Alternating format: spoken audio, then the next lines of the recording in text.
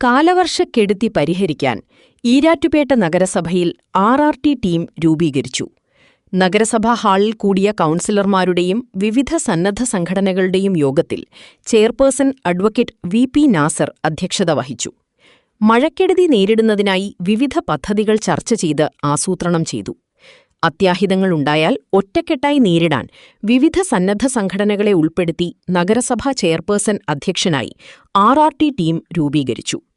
നഗരസഭാ വികസനകാര്യ standing committee chairperson Afsal Ijaz കോർഡിനേറ്ററും ഹസീബ് വെളിയത്ത് അസിസ്റ്റന്റ് കോർഡിനേറ്ററുമായിരിക്കും. Advocate Muhammad Suhail Khan team emergency, Arif Vazhayil team rescue force, Shaji KPP team Nanmakkoottam, Yusuf PA ideal relief wing, Ijaz K Anas youth care, Shihab KS white guard, Yusuf Hiba team welfare, Shebin Sakkeer youth brigade, Shammas Latheef Bhagat Singh youth brigade, Latheef young democrats എന്നിവർ executive committee അംഗങ്ങളായിരിക്കും. മാധ്യമപ്രതിനിധികളായി Sajid KA Erattupetta വാർത്ത, Russell E Sharif E news എന്നിവരെയും തെരഞ്ഞെടുത്തു. നഗരസഭാ കൗൺസിലർമാർ, വിവിധ സംഘടനാ പ്രതിനിധികൾ, ഉദ്യോഗസ്ഥർ എന്നിവർ പങ്കെടുത്തു. മഴക്കാലം ശക്തമായി കഴിഞ്ഞാൽ വെള്ളപ്പൊക്ക ഭീഷണി നേരിടുന്ന പ്രദേശമാണ് പൂഞ്ഞാർ നിയോജക മണ്ഡലത്തിൻ്റെ പല പ്രദേശങ്ങൾ. അവിടെ ഉരുൾപൊട്ടലടക്കം മലമ്പ്രദേശങ്ങളുണ്ടാകുമ്പോൾ താഴ്ന്ന പ്രദേശങ്ങളിൽ വെള്ളപ്പൊക്ക ഭീഷണി നേരിടുന്ന പല പ്രദേശങ്ങളുമുണ്ട്. അതിനു വേണ്ടിയിട്ട് അതിൻ്റെ മുന്നൊരുക്കത്തിൻ്റെ ഭാഗമായി നഗരസഭ, പഞ്ചായത്ത് തലങ്ങളിൽ രക്ഷാപ്രവർത്തകരുടെ കമ്മിറ്റി വിളിച്ചു ചേർക്കുകയും അതിനാവശ്യമായിട്ടുള്ള മുന്നൊരുക്കങ്ങൾ നടത്തണമെന്ന് കൃത്യമായി നമുക്ക് നിർദ്ദേശം തരികയുണ്ടായി. കഴിഞ്ഞ ദിവസം നമ്മൾ വകുപ്പ് തല ഉദ്യോഗസ്ഥന്മാരെയും സന്നദ്ധ പ്രവർത്തകരെയും ഒരു മീറ്റിംഗ് വിളിച്ചു ചേർത്തു. വളരെ പോസിറ്റീവായിട്ടൊരു മീറ്റിംഗ് ആയിരുന്നു. ആ മീറ്റിങ്ങിൽ പല ചർച്ചകളും നടക്കുകയും ആ ചർച്ചകളുടെ ഭാഗമായി പല കാര്യങ്ങൾ നടന്നു വരികയുമാണ്. ഇവിടെ നമ്മൾ ഇന്ന് കൂടിയതിൻ്റെ പ്രധാനപ്പെട്ട ഉദ്ദേശം, മഴക്കാലം വന്നെത്തിക്കഴിഞ്ഞു. നമ്മൾ കൗൺസിലർമാരുടെ ഉത്തരവാദിത്തമാണ് നമ്മുടെ വാർഡുകളിൽ ഏതെങ്കിലും പ്രദേശം കാട് പിടിച്ച് കിടക്കുന്നുണ്ടോ, പൊതുജനങ്ങൾ ഉപയോഗിക്കുന്ന രീതിയിൽ നടപ്പ് വഴികളും റോഡുകളും കാട് പിടിച്ച് കിടക്കുന്നുണ്ടെങ്കിൽ അതിനെ തെളിച്ച് ആളുകൾക്കും വിദ്യാർത്ഥികൾക്കും, പ്രത്യേകിച്ച് സ്കൂൾ തുറന്നു, വിദ്യാർത്ഥികൾക്കും ഏറ്റവും നല്ല രീതിയിൽ ഗതാഗത സൗകര്യം ഒരുക്കി കൊടുക്കുക എന്നുള്ളത് നമ്മുടെ ഉത്തരവാദിത്തമാണ്. അതുപോലെ നമ്മുടെ വാർഡുകളിൽ എവിടെയെങ്കിലും വെള്ളക്കെട്ടുകൾ സർക്കാർ തലത്തിൽ വളരെ സ്പീഡായിട്ട്, ഇപ്പം മരം മുറിക്കുന്ന കേസുകളൊക്കെ റെസ്ക്യൂ ടീമുകളെ ഏൽപ്പിച്ച് അതിനാവശ്യമായ ഫണ്ടുകൾ നഗരസഭയിൽ നിന്ന് കൊടുക്കാൻ നമ്മളോട് പറഞ്ഞിരിക്കുകയാണ്. എവിടെയെങ്കിലും സ്വകാര്യ വ്യക്തികളെ സംബന്ധിച്ച് ഒരു സ്വകാര്യ വ്യക്തിയുടെ മരം അപകടകരമായി മറ്റൊരു സ്വകാര്യ വ്യക്തിയുടെ പുരയിടത്തിലേക്ക് നിൽക്കുന്നുണ്ടെങ്കിൽ പരാതി സ്വീകരിക്കുക, ബന്ധപ്പെട്ട ഉദ്യോഗസ്ഥർ സ്ഥലത്ത് എന്ന് അപകടകരമായ മരമാണെന്ന് ബോധ്യപ്പെട്ടാൽ നോട്ടീസ് നൽകുക.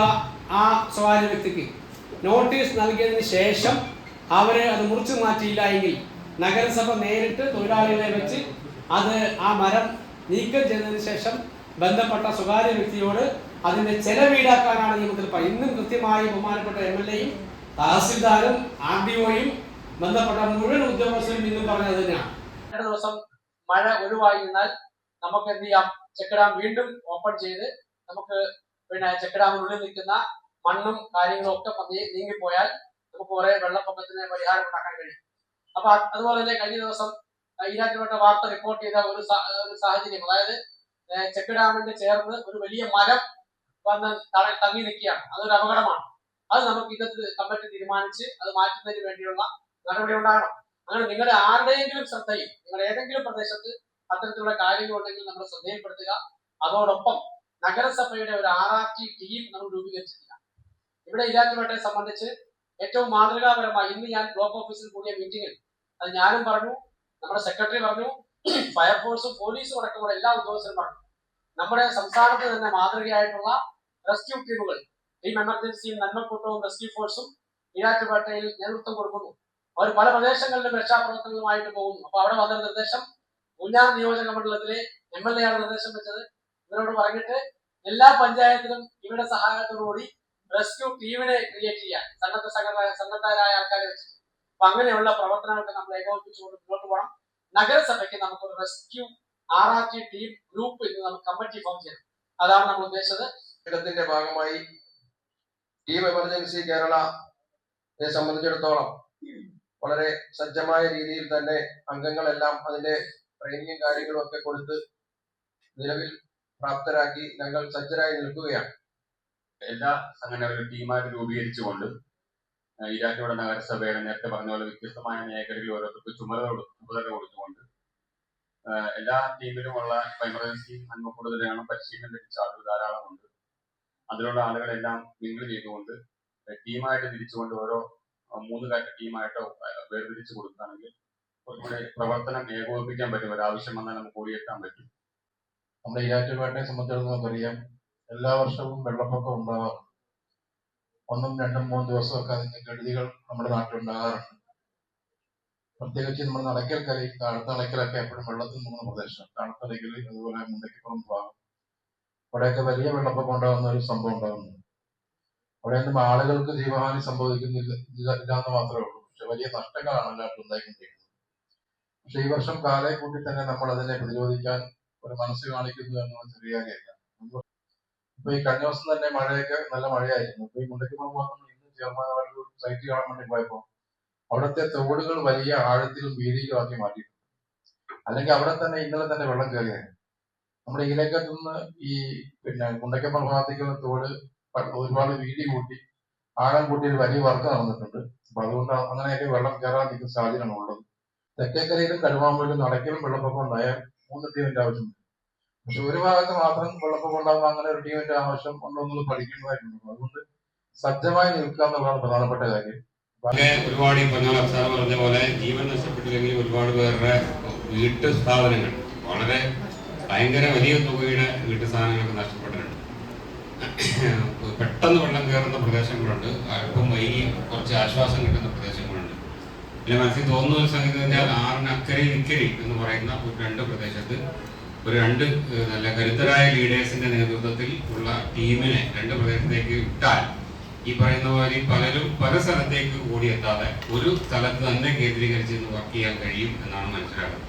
കാരണം എന്താവശ്യമുണ്ടെങ്കിലും ആ ലീഡറെ വിളിച്ചു പറഞ്ഞാൽ ആ ലീഡറിന്റെ നേതൃത്വത്തിലുള്ള അനുയായികൾ ആ ഭാഗത്തേക്ക് കൊണ്ടുവന്നു കഴിഞ്ഞാൽ അവർക്കുള്ള റെസ്ക്യൂ പ്രവർത്തനങ്ങൾ നടത്താൻ കഴിയും. 3 ടീമാണെങ്കിൽ കുഴപ്പമില്ല. ആ 3 ടീമിനെ കൂട്ടി വെച്ചുകൊണ്ട് അതിന് 3-നും 3 ലീഡർമാരെ കൊടുത്തുകൊണ്ട് ആ ലീഡർമാരുടെ കീഴിൽ കുറെ അംഗങ്ങളെയും കൂടെ കൊടുത്തുകൊണ്ട് പരിപാടി ഒന്ന് കോർഡിനേറ്റ് ചെയ്യാൻ നന്നായിരിക്കും.